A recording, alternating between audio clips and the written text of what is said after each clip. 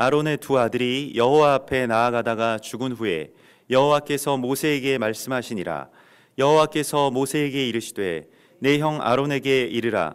성소의 휘장 안 법궤 위 속죄소 앞에 아무 때나 들어오지 말라. 그리하여 죽지 않도록 하라. 이는 내가 구름 가운데에서 속죄소 위에 나타남이니라. 아론이 성소에 들어오려면 숫송아지를 속죄 제물로 삼고 순양을 번제물로 삼고 거룩한 세마포 속옷을 입으며 세마포 속바지를 몸에 입고 세마포 띠를 띠며 세마포 관을 쓸지니 이것들은 거룩한 옷이라. 물로 그의 몸을 씻고 입을 것이며 이스라엘 자손의 회중에게서 속죄 제물로 삼기 위하여 순염소 2마리와 번제물로 삼기 위하여 순양 1마리를 가져갈지니라. 아론은 자기를 위한 속죄제의 숫송아지를 드리되 자기와 집안을 위하여 속죄하고 또 그 두 염소를 가지고 회막문 여호와 앞에 두고 두 염소를 위하여 제비 뽑되 한 제비는 여호와를 위하고 한 제비는 아사셀을 위하여 할지며 아론은 여호와를 위하여 제비 뽑은 염소를 속죄제로 드리고 아사셀을 위하여 제비 뽑은 염소는 산채로 여호와 앞에 두었다가 그것으로 속죄하고 아사셀을 위하여 광야로 보낼지니라. 아론은 자기를 위한 속죄제의 숫송아지를 드리되 자기와 집안을 위하여 속죄하고 자기를 위한 그 속죄제 숫송아지를 잡고 향로를 가져다가 여호와 앞 제단 위에서 피운 불을 그것에 채우고 또 곱게 간 향기로운 향을 두 손에 채워 가지고 휘장 안에 들어가서 여호와 앞에서 분향하여 향연으로 증거궤 위 속죄소를 가리게 할지니 그리하면 그가 죽지 아니할 것이며 그는 또 숫송아지의 피를 가져다가 손가락으로 속죄소 동쪽에 뿌리고 또 손가락으로 그 피를 속죄소 앞에 7번 뿌릴 것이며 또 백성을 위한 속죄제 염소를 잡아 그 피를 가지고 휘장 안에 들어가서 그 숫송아지 피로 행함같이 그 피로 행하여 속죄소 위와 속죄소 앞에 뿌릴지니 곧 이스라엘 자손의 부정과 그들이 범한 모든 죄로 말미암아 지성소를 위하여 속죄하고 또 그들의 부정한 중에 있는 회막을 위하여 그같이 할 것이요 그가 지성소에 속죄하러 들어가서 자기와 그의 집안과 이스라엘 온 회중을 위하여 속죄하고 나오기까지는 누구든지 그 회막에 있지 못할 것이며. 아멘. 이번 주에 토라 포션의 제목은 아하레이 모트라고 하는 그런 제목입니다. 이 아하레이 모트라고 하는 그 뜻은 죽은 후에라고 하는, 그래서 아들의 죽음 이후에 라고 하는 그러한 말씀입니다. 우리가 이 자녀들의 죽음이라고 하는 것은 그 본인의 어떤 죽음이나 뭐 다른 사람들의 죽음과는 차원이 다른 그 아픔이죠. 또 완전한 사망, 또 완전한 고통, 완전한 슬픔을 이 자녀의 죽음이라고 할 수가 있을 것입니다. 근데 그 자녀들의 죽음이라고 하는 것이 어떤 의미를 갖는가? 우리도 아직 이 세월호의 참상에 대하여서 아직 우리가 그 의미가 무엇인지를 알지 못한 채로 계속해서 누구를 비방하고 어떤 정치적인 아니면 사회적인 희생양을 세워서 또 그를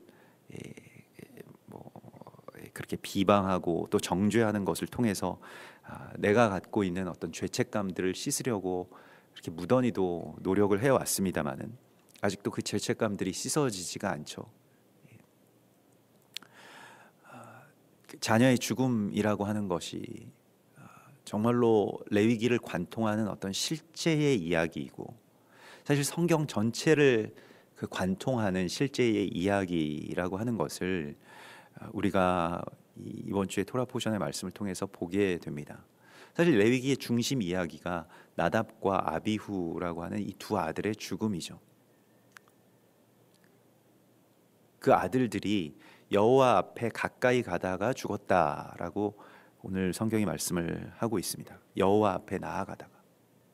우리가 흔히 생각할 때 하나님께로 나아가지 않는 사람들이 죽어야 되는데 하나님께로 가까이 나아가려고 했던 이 두 아들의 죽음이라고 하는 것이 얼마나 애통하고 또 어쩌면 원망스럽고 억울하고 또 모든 것들을 다 놓아버리고 싶은 어떤 그러한 마음이었겠습니까마는, 그런데 하나님께서는 그 슬픔에 빠져 있는 아론을 자신을 향한 어떤 연민이나 또 죽은 아들들을 향한 그러한 슬픔에서 벗어나서 지금 거룩한 이 속죄의 예배로 나오라고 말씀을 하시고 있습니다. 그것이 그 아들들의 죽음을 헛되이 하지 않는 유일한 길이기 때문에 그렇습니다. 그 아들들이 죽은 이유는 그리스도 예수께서, 그 아들이신 하나님의 아들이신 예수께서 우리를 위하여 죽으신 것과 어떤 같은 구조라고 할 수 있겠습니다. 그러니까 나답과 아비후가 어떤 메시아로서 죽은 것은 아닙니다만은 그 아들들의 죽음을 통해서 살아남은 아론과 또 나답과 아비후의 동생들, 다른 아들들이 이제 어떻게 하나님 앞에 가까이 나아가야 할지를 하나님께서 열어주시고 있습니다. 이것이 그 아들의 죽음 이후에 있는 놀라운 하나님의 역사이고 은혜입니다. 이걸 The Day of Atonement라고 해서 대속죄일의 어떤 제사로 주께서 말씀을 하시고요. 그것은 이제 예수 그리스도의 단 한 번의 십자가의 제사로서 열리게 된 그 길과 예배에 대해서 하나님 말씀을 하시는데요. 왜 죽습니까? 우리가 하나님 앞에 나아가다가 하나님 앞에 나아가면 살아야 되는데 죽게 되었다라고 하는 것이 우리가 이 죄에 대한 어떤 그 가장 근원적인 비극을 실제로 체감하게 되는 겁니다. 죄로 말미암아서 내가 죽게 되었다. 나는 죽을 죄인이다. 이거 말을 할 수가 있고 우리가 교리적으로 기계적으로 알고 있습니다만은 실제로 하나님 앞에 정말로 가까이 나아가다가 내가 죽는다라고 하는 거에 대해서 그걸 실제로 아는 것과는 좀 다른 이야기입니다. 그냥 이론적으로 교리적으로는 우리가 알죠. 내가 죽을 죄인이라고 고백도 하죠. 그런데 실제로 내가 죽을 죄인이다라고 하는 것을 그렇게 절감하게 되는 바로 그 순간에서부터 대속죄일의 제사가 열리게 되는 것입니다. 이것이 아들의 죽음을 통해서 일어나는 일입니다. 하나님께서는 우리가 정말로 죄로 말미암아서 어떻게 된 상태인지를 알기를 원하십니다. 사실 이걸 알지 못하면 은혜로 들어갈 수가 없는 거예요. 그래서 율법이 없이는 은혜의 복음도 없는 것입니다. 율법은 우리가 죽을 죄인이라고 하는 것을 아주 실감하게 해주시는, 깨닫게 해주시는 그러한 하나님의 역사이고요.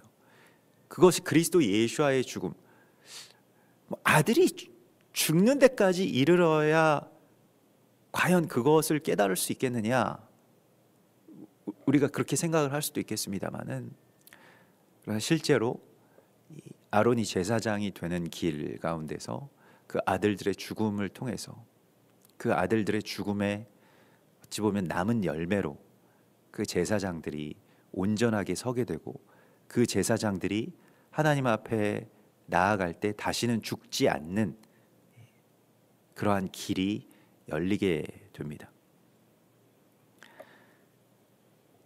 그래서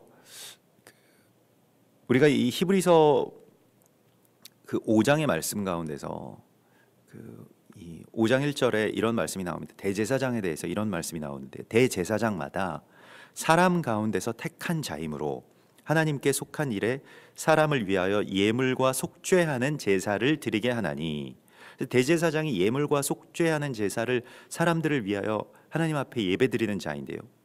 그런데 그 2절에 보면 그가 무식하고 미혹된 자를 능히 용납할 수 있는 것은 자기도 연약에 휩싸여 있음이라, 이런 말씀을 주십니다. 대제사장이요, 무식하고 미혹된 자, 우리를 능히 용납할 수 있는 것은 자기가 연약에 휩싸여 있음을 알기 때문이라고 말씀을 하고 있습니다. 그래서 그러므로 백성을 위하여 속죄제를 드림과 같이 또한 자신을 위하여도 드리는 것이 마땅하니라, 이렇게 말씀을 하십니다. 그러니까 속죄제라고 하는 것은 백성을 위하여서 그냥 드리는 어떤 그 어떤 예식이 아니고 그냥 종교적인 그 의식을 치르면 뭐 카톨릭의 어떤 사제들이나 뭐 아무튼 뭐 당신을 사하노라 이렇게 되면 그냥 기계적으로 사해지는 어떤 그런 시스템이 아니고, 대제사장이 자기도 죽을 죄인이라고 하는 것을 절감한 이 대제사장이 하나님 앞에 나아가서 그것을 함께 백성들의 죄와 함께 그것을 자복할 때에 그 죄의 씻음들이, 그 속죄의 역사가 일어나게 된다라고 말씀을 하시면서, 특별히 오늘 이 대속죄일의 제사에서는 오늘 이 17절의 말씀에서 자기와 그의 집안과 이스라엘 온 회중을 위하여 속죄하고 나오기까지는 누구든지 회막에 있지 못할 것이라 라고 하는 이 말씀을 주시는 것입니다. 그래서 우리가 지금 죄로 말미암아서 어떻게 됐는지, 내가 어떻게 된 상태인지를 알아야 되는데, 그게 나의 죽을 죄인임을 하나님께서 우리 가운데에 그 단절의 고통을, 또 우리가 더 이상 하나님께 나아갈 수 없게 된 상태라고 하는 것을 알기를 원하십니다. 그리고 또한 대제사장이 자기도 연약에 휩싸여 있음을 알지 못하면 속죄의 제사 가운데로 나아갈 수 없다는 것을 분명히 말씀하십니다. 대제사장의 속죄라고 하는 것은 자기 자신이, 지금 내가 사람들 중에서 뽑혀서 대제사장이 됐기 때문에 나는 사람들 위에 있는 존재이고 나는 거룩한, 그냥 기계적으로 이게 거룩해졌다, 이것이 아니고, 히브리서 5장에서는 자기도 연약에 휩싸여 있음을 깨닫고 아는 자가, 그래서 하나님 나를 용서해 주시고 나를 살려 주시는 것과 같이 이 사람들을 용서해 주시고 이 사람들을 살려 주시옵소서라고 하는 그 기도와 간구의 제사 가운데로 나아갈 수 있다는 것입니다. 대속죄일의 제사라고 하는 것이 그리스도 예수께서 우리를 위해서 이루신 가장 최상의 그런 최고의 어떤 선물이고 길이죠. 그래서 이제 하나님의 정말로 실존 그 앞에 설 수 있는 길이 열리게 됩니다. 전에는 그냥 종교적으로 또 예식적으로 교리적으로 하나님을 알고 믿었다라고 한다면 그것의 실제를 이제 살아갈 수 있는 길이 열리게 되는 것, 이것이 아들의 죽음 이후에 열린 또 대속죄일의 제사를 통해서 우리 가운데 열어주신 주님의 길입니다. 근데 여기에는 반드시 내가 죽는다라고 하는, 또 나의 자녀들이 죽었다라고 하는 그 죽음의 실체를 우리가 깨닫는 그러한 그 체험이 사실 필요한 것이죠. 우리가 뭐 산업화 시대에는 그 아버지의 부재에 시달렸다라고 한다면 그것이 상처가 되고, 아버지가 항상 제 자리에 계시지 않고 언제나 뭐 돈을 버느라고 뭐 바빠서 이렇게 그 가족들과 단절되는 어떤 그런 아픔들이 있었다라고 한다면, 이제 그것과 더해서 이제 우리 현대 사회에서는 이 아들들의 부재, 그 자녀들의 부재를 많이 경험했죠. 그 아이들이 어딘가에 다 떠나가 있고, 뭐 교육을 위해서든 아니면 뭐 공부를 위해서든, 아무튼 그 사랑하는 아이들과 같이 그 보내야 될, 또 같이 지내고 또 함께 더불어서 연합해야 될 그런 모든 것들을 다 빼앗긴 채로 우리가 지금 요것만 지나면, 또 이 시간만 지나면 다시 행복한 시간을 누릴 수 있다, 돈을 더 많이 벌어서 행복한 시간을 누릴 수 있다, 뭐 이런 생각들을 우리가 하면서 그런 시간들이나 또 그런 생명들을 저당 잡혀 왔습니다만은, 실제로 그 시간들이 지난 이후에는 또 다시 되돌이킬 수 없는 뭐 그러한 어떤 분리, 또 그러한 단절들을 계속해서 이 세대가 감당하고 또 경험하고 또 아파하고 있는 것을 우리가 보게 됩니다. 그래서 우리가 6월절의 이야기가 지금 자기 한 사람의 어떤 구원의 이야기일 뿐 아니라 자기 아들들, 자기 딸들, 우리의 자녀들을 다시 이 세상의 어둠과 사망의 바다에서 건져내는 그런 이야기임을 계속해서 성경은 말씀하시고 있습니다. 그래서 이 땅 가운데서 우리가 하나님 앞에 가까이 나아갈 수 있는, 정말로 주님께서 우리 앞에서 현존하시고 그 현존하시는 하나님 앞에 가까이 나아갈 때, 만일 우리가 이 부정함 가운데서 가까이 나아가다가는 실제로 죽는다라고 하는 이 체험은 굉장히 역설적으로 아이러니컬하게도 주님께 실제로 가까이 나아갈 때에 이런 일들이 있게 됩니다. 그래서 신약에서는 아나니아와 삽비라가 자신들의 땅을 다 팔아가지고 그 전 재산을 가져왔다라고 사도행전 5장에서 말했을 때, 사실 안 가져온 사람보다는 훨씬 낫지 않겠습니까? 근데 조금 이제 뭐 아까워서 조금 감추었는데, 그런데 너희가 어찌 함께 꾀하여 주의 영을 시험하려 하느냐?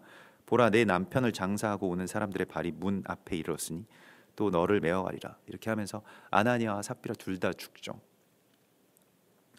근데 아무리 생각해도 이거보다 훨씬 더 큰 죄인들이 많았을 텐데 왜 이 사람들이 죽었을까라고 하는 것에 대해서 우리가 생각해 보면 정말로 하나님 앞에 가까이 나아가다가 죽은 거예요. 그러니까 이 임재가 실제가 되었을 때 우리는 죽을 수밖에 없는 죄인이라고 하는 것을 우리가 오늘 이 성경의 말씀 속에서 만나게 됩니다. 그리고 우리가 점점 하나님께로 지금 가까이 나아가는 이 시간을 향해서 걸어가고 있죠. 그러하기 때문에 중요한 것은 대제사장의 속죄인데, 대제사장이 속죄하는 것을 어떻게 속죄하느냐라고 하는 것이 이제 히브리서 5장에서는 자기가 연약함에 휩싸여 있음을 아는 것에서부터 출발하라고 말씀을 하시고 있습니다. 내가 더 큰 죄인입니다 라고 하는 것이요, 우리가 주기도문으로 늘 기도하는 것과 같이 우리가 용서받은 만큼 누군가를 용서하고 또 누군가를 용서하기 위해서는 우리가 용서받아야 되는 그러한 그 관계를 이 말씀 속에서 깨달아야 합니다. 그래서 아론이 성소에 들어오려면요, 숫송아지를 속죄 제물로 삼고 순양을 번제물로 삼으라고 말씀을 하시죠. 먼저는 숫송아지를 속죄 제물로 삼으라고 말씀을 하시는데요, 사실 이 바카르라고 하는 이 숫송아지는 부지런히 살피다라고 하는 그런 뜻이고요. 먼저는 자기 자신을 부지런히 살피는 것이죠. 우리가 지난주에 이 나병의 규례 가운데서 만났던 것과 같이 그렇게 나병 환자의 환부를 아주 자세하게 살피는 이 제사장의 모습은 결국 자기 자신을 감찰하는 겁니다. 성찰하는 겁니다. 내가 더 큰 죄인이라고 하는 것을 깨닫지 못하면 누구의 죄를 우리가 감당할 수가 있겠습니까? 그러니까 대제사장은 자기가 아주 완전한 자여서 누군가의 죄를 자기가 아주 당당하게 짊어지고 나아갈 수 있는 자가 아니고, 나도 죽을 죄인인데 하나님이 나를 살려주신다고 하면 당신도 살려주실 것이다 라고 하는 그 복음을 가지고 있는 자가 제사장이라고 하는 거예요. 그러니까 내가 죽을 죄인이라고 하는 것을, 내 몸이 이렇게 썩어서 문드러져 가고 있다라고 하는 것을, 다른 사람들의 죄도 내 죄라고 하는 것을 그렇게 깨닫게 되는 바로 그 순간이 나병의 치유이자 제사장의 위임의 예식인 것과 마찬가지로, 오늘 주님께서 누구를 자세하게 살피느냐, 다른 사람들의 죄악 자세하게 살필 필요 없습니다. 나를 바라보라고 하는 거예요. 그래서 그렇게 부지런히 검사하라라고 말씀하시는 이 파르, 바카르, 바카르 파르 이렇게 되는데, 이 파르는 이제 아주 산산하게 부서뜨리다 이런 뜻이 되겠고요. 또 순양이라고 하는 것은 이제 번제물로 삼으라, 순양을 완전히 다 태워버리라라고 말씀을 하시는데, 순양은 아일이라고 해서 어떤 권세를 말합니다. 나의 힘, 권세. 예수님을 대신하고 있는, 뭐 우리가 적그리스도를 어떤 뭐 다른 대상으로 생각할 때도 있습니다만은, 내가 예수님을 대체하고 있는 것, 대신 행세하고 있는 이 내 권세, 이걸 다 태워서 번제물로 하나님 앞에 올려드리라고 말씀을 하시고 있습니다. 그래야 아론이 성소로 들어갈 수 있다. 또한 아론은, 제사장은 거룩한 세마포 속옷을 입으며, 이렇게 되어 있는데요. 먼저 세마포 속옷과 세마포 속바지와 세마포 띠, 세마포 관, 다 세마포로, 이것은 일반적인 제사장의 의복과는 좀 다릅니다. 다 세마포로 입으라고 말씀을 하고 있습니다. 스가랴서 3장 4절에서는 내가 네 죄악을 제거해 버렸으니 내게 아름다운 옷을 입히리라, 이렇게 말씀을 하시는데, 이 아름다운 옷이 바로 세마포 옷인데요.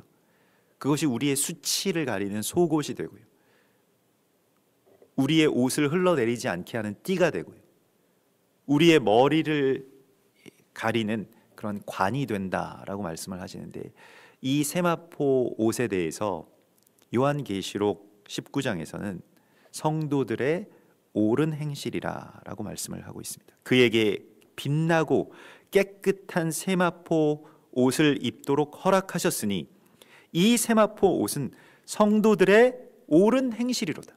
그 옳은 행실이라고 하는 것은 무엇입니까? 성경에서 옳다라고 하는 것은 기준이 어디에 있냐면, 고아와 과부, 가난한 자, 이방 나그네들에게 어떻게 하느냐, 그 의, 이 짜딕을 말하는 겁니다.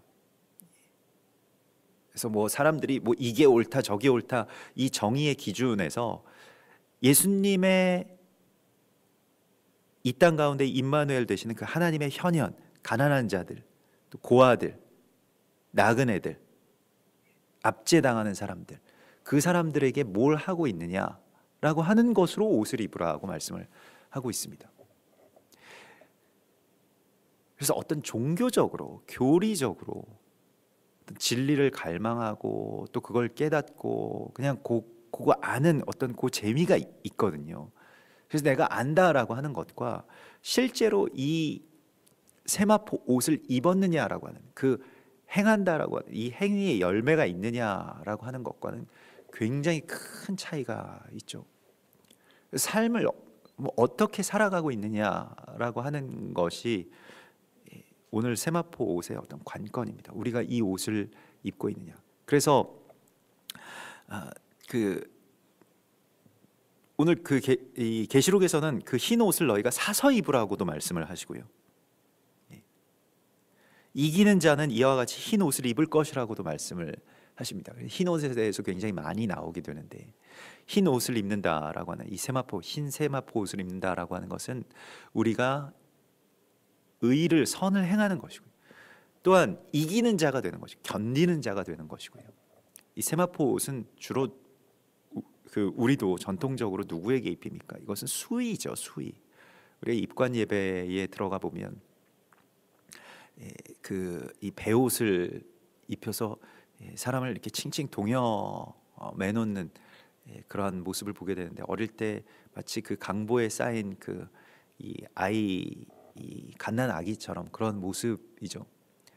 자기 죽음을 또한 선포하는 것입니다. 세마포 옷을 입으라고 하는 모습은요, 우리가 어떻게 하면 이길 수 있을까? 이긴다라고 하는 것이 누구와 싸워서 이긴다는 것이 아니고, 내가 거기서 죽고 내가 지고 내가 십자가의 그리스도 예수와 함께 그 죽음을 선포하는, 바로 그것이 세마포 옷을 입는 것입니다. 그 흰 옷을 우리가 입어야만 주님 앞에 죽지 않고 나아갈 수 있다, 거룩하게 나아갈 수 있다라고 말씀하십니다. 이것은 어떤 대가를 지불해야만 입을 수 있는 옷입니다. 그래서 이걸 사입으라고 말씀을 하시잖아요, 계시록에서는. 이게 그냥 입혀주시는 게 아니고요, 내가 뭘 했느냐에 대한 이야기입니다. 성경이 행위를 뭐 강조하지 않고 다 은혜로 된다, 이거 다 은혜죠. 모든 것들이 다 전체적으로는 은혜인데, 이 은혜의 삶에 있어서는 반드시 우리 가운데 요구하는 열매가 있습니다. 삶의 열매. 그래서 흰 옷을 입고 있는, 누가 흰 옷을 입고 있느냐라고 하는 것을 우리가 보아야 됩니다. 정말 수치스러운 것이 무엇입니까? 말하는 대로, 내가 누군가에게 요구하는 대로 내가 살고 있지 못하다라고 하는 것이 정말로 수치스러운 일이죠. 얼마나 수치스러운 일입니까? 가장 두려운 일이 되고요. 우리가 뭐 정말로 벌거벗은 채, 하체를 드러낸 채로 어디 세상을 이렇게 활보하는 그런 일들을 아주 뭐 생각도 하지 않을 겁니다. 근데 이 세마포 속옷을 입지 않고 그냥 내가 죽을 죄인이라는 걸 알지 못한 채로 그렇게 버젓이 세상을 우리가 활보하고 있다면 그것이 얼마나 수치스러운 일이 되겠습니까? 얼마 전에 만난 뉴질랜드에서 만난 그 조철환 선교사님이 예전에 사업도 많이 하셔가지고 뭐 돈도 많이 벌고 뭐 집도 몇 채가 있었대요, 뉴질랜드에서. 어느 날 주님을 만나고 또 사망에서 건져주신 그 주님과 함께 동행하면서 그런 것들이 이제 가치가 없다는 걸 깨달았는데, 지금 자기에게 가장 두려운 게 뭔지 아느냐. 그래서 뭐가 제일 두렵습니까? 그랬더니 자녀들이 내가 아버지가 믿는 그 하나님의 말씀대로 아버지가 살지 못한다라고 하는 것을 나에게 만약에 이야기한다면 그게 제일 두렵다는 거예요. 그래서 본인이 지금 이렇게 살고 계시다고. 그래서 그게 이번 실제로 그 아들들을 잃지 않기 위해서, 또 아들들이 그러면 그 아버지를 보고 하나님 아버지에게서 멀어질 거 아니냐. 그래서 그것 때문에 자기가 하나님 앞에서나 또 아들들 앞에서 부끄럽지 않은 삶을, 나를 통해서 얘네들이 하나님 만나야 되니까, 또 예수님의 사랑을 느껴야 되니까, 그래서 그렇게 살고 계시다고. 그래서 그게 굉장히 많이 큰 도전이 되었습니다. 우리가 자녀들의 부재라고 하는 것이 누군가를 원망하여서 될 일이 아니고, 아버지가 또 우리 부모가 온전하게 하나님 앞에서 거룩하고 또 온전하고 기쁘고 자유한 삶으로 그 제사장의 역할을 하고 있는가, 함께 연합하고 또 함께 연결되고 함께 하나님 앞으로 나아가고 있는가라고 하는 것에 대한 질문이 그 자녀들의 죽음 이후에라고 하는 이 말씀을 통해서 우리 가운데 주어집니다. 그래서 우리가 이 흰 옷을 입은, 이 세마포 옷을 입은 자로서 이 땅 가운데서 서라고 주께서 말씀을 하시고 있습니다. 또한 이스라엘 자손들의 회중의 죄를 씻기 위해서 그 아자셀 염소를 이제 이 광야로 내보내는 이 제사를 드리라고 말씀하시는데, 아자셀은 이제 내보내다, 뭐 방황하게 하다, 뭐 떠나 보내다, 뭐 이러한 것입니다. 이게 이제 예루살렘 동쪽 문으로 그렇게 그 레위인 한 명과 함께 이렇게 나아가게 돼서 광야의 저 멀리로 그냥 아사셀 염소를 보내버리는 어떤 그러한 그 일이 있고요. 다른 나머지 염소 한 마리는 이제 성소로 들어가서 가장 거룩한 지성소에 그 피를 뿌리게 되는 그러한 두 제사가 있게 되는데, 이것이 그리스도 예수와의 보혈이 십자가를 통해서 뿌려진 것과 연결되어서 또 그 같은 어떤 시점에서 예수님 이후에 이스라엘 백성들이 또 광야로 또 온 세상으로 유리하게 되는, 또 떠나 보내지게 되는 어떤 그러한 그 일들로 그렇게 연결되게 되죠. 그 아사셀이라고 하는 것은 이 아즈 뭐 이런 이 말에서 나온 것인데요. 이게 뻣뻣하다, 뭐 우리가 목이 굳다라고 할 때도 그런 표현을 쓰는데, 에즈라고 하는 그게 좀 이스라엘 또 유대인들의 어떤 그 내보내짐에 대한 표면적인 이유를 우리가 이곳에서 보게 됩니다. 그래서 하나님께서 그 이스라엘 통해서 어떤 교환을 이루셨죠. 어떤 교환을 이루셨습니까? 그들의 넘어짐. 그래서 그들이 고통당하게 되고 세상을 울부짖으면서 떠돌게 된 바로 이 일들로 말미암아서 그것이 너희의 부요함이 되었다. 우리가 은혜를 풍성하게 누리고 우리가 주님께로 가까이 나아가게 되는, 한 마리의 염소는 성소로 가까이 나아갈 수 있고 한 마리의 염소는 저 멀리로 떠나보내지게 되는 바로 이 일들이 있게 되었습니다. 이 교환의 일들이 마치 아론의 두 아들들이 죽음으로써, 나답과 아비후가 죽음으로써 아론과 남은 두 아들들이 하나님께로 가까이 나아가게 되는 것과 같은 그 교환의 이야기를 우리가 이 말씀 속에서 보게 됩니다. 그래서 내가 복음에 또 이 임재에 빚진 자임을 깨닫게 되는 것. 내가 사실 죽었어야 되는데 나를 대신해서 죽은 그 아들들이 있기 때문에 내가 이곳에 남아있고, 그러면 내가 이곳에 남아있다라고 하는 것은 그 아들들이 죽어서 참 다행이다 이런 말을 할 수 있겠습니까? 그거 아니죠. 내가 거기에 대한 사명이 있고 책임이 있고, 내가 이제 사는 것은 이 아들들 대신해서, 죽은 아들들 대신해서 사는 것이고요. 그래서 그 아이들의 죽음이 헛되지 않게 남은 어른들이, 남은 아들들이 그렇게 생명의 거룩한 통로로서 서게 되는 것, 그것이야말로 죽음을, 그 아들들의 죽음을 헛되이 돌리지 않는 것입니다.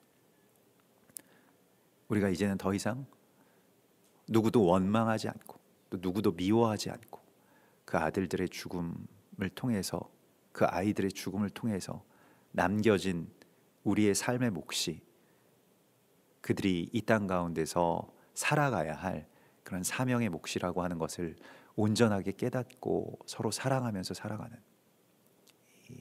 세월호의 이 비극을 우리가 우리 안에서 거룩한 제사장의 사명으로 나아가는 것으로 돌이키라고 말씀하시는 하나님의 말씀을 이번 한 주 동안 계속해서 묵상하고 깨닫기를 소망합니다. 우리 같이 기도하겠습니다.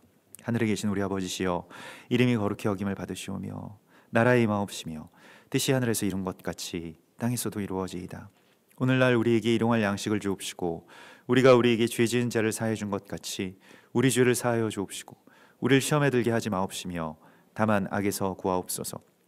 대개 나라와 권세와 영광이 아버지께 영원히 있사옵나이다. 아멘.